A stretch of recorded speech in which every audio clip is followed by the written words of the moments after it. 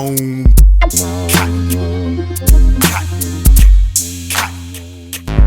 Mixdown Mode allows you to mix your song, throw in effects and different things like that, and to sequence things as on the fly while you record. You're actually recording to an audio file, a WAV file.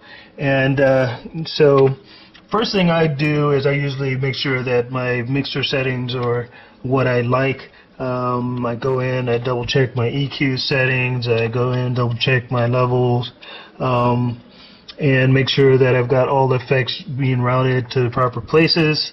You can see I've got a lot of stuff going on to aux1, and that's because in aux1 I have inserted the multi-effects, and I'm routing some interesting effects to aux1. Okay. Okay, to get into Mixdown Mode, you go into the mastering button here, and it pops up with this particular menu. You'll see that it's got Mixdown, Mastering, Creating a CD, and then also dealing with the audio file list. What we're going to do right now is Mixdown. So, enter Mixdown Mode. Are you sure you want to enter Mixdown Mode? Yes, I am absolutely sure. No, wait! Just kidding. Alright, here we go with Mixdown Mode. The first thing you do with Mixdown Mode is you hit the record button, and it will ask you for a name. It's using the current name of the song that I already have here. A lot of times I just leave it, and that's exactly what I'm going to do right now. You can certainly change it. Okay, we'll hit OK, and what that'll do is now we're in record mode, and as soon as I hit play, I should be rolling. I need to start doing my mixing and everything else, and it will continue to record whatever you perform until you hit the stop button. This is what I call performance mode. I'm not sure if that's the actual terminology. So if you hit Shift, Pad Bank, and what it does is it allows you to mute or solo tracks.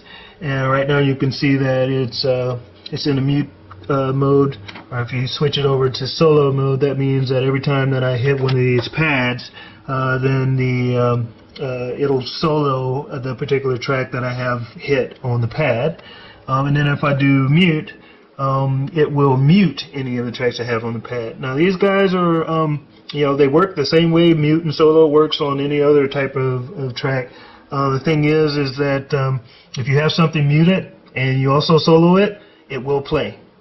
Okay. Another thing about it is you double check anytime you come in here to make sure what mode it's in, because you may think you're in solo mode, but it always defaults to mute mode. And so if you're in the middle of performing and trying to play, you need to make sure that you're in the right mode before you do it.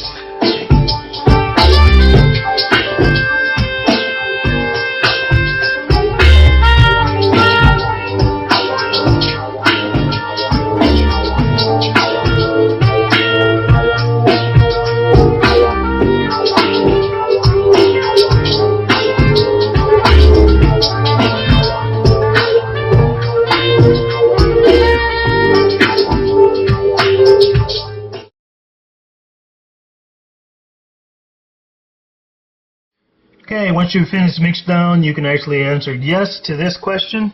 And if I actually say no or exit Mixdown, you can still get back into it by hitting your mastering button. And guess what? You want to go into mastering and go and choose mastering. So this is how we start the mastering process. The song that we just recorded in Mixdown Mode, and it was actually dated 120 years. It usually adds them to the bottom, so there it is. 120 years mix 02. Okay, I'm going to load this guy in. Here you have the MTK Mastering Toolkit, as it reads on the screen here. And the Mastering Toolkit, what's really cool about it is it helps you produce the sound that you would like in the final recording. And you can tune it to your particular taste, or the style of venue that you're particularly planning on playing it at, or even the type of stereo system that you're going to be playing your song on. If you want to do a mix that's special for the radio, a lot of times the radio asks for you to do a lot of compression. When you've got something that you want to play in the car or you're playing on your home stereo, you can kind of tweak the sounds in a way that will make it sound proper on those types of devices. If you go into the library, it's got a list of pre-configured mastering toolkits.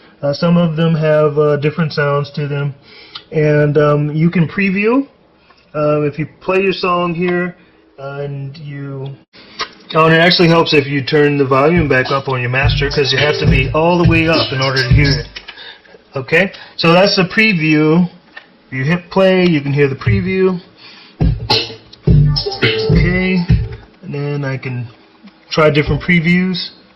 It takes a second.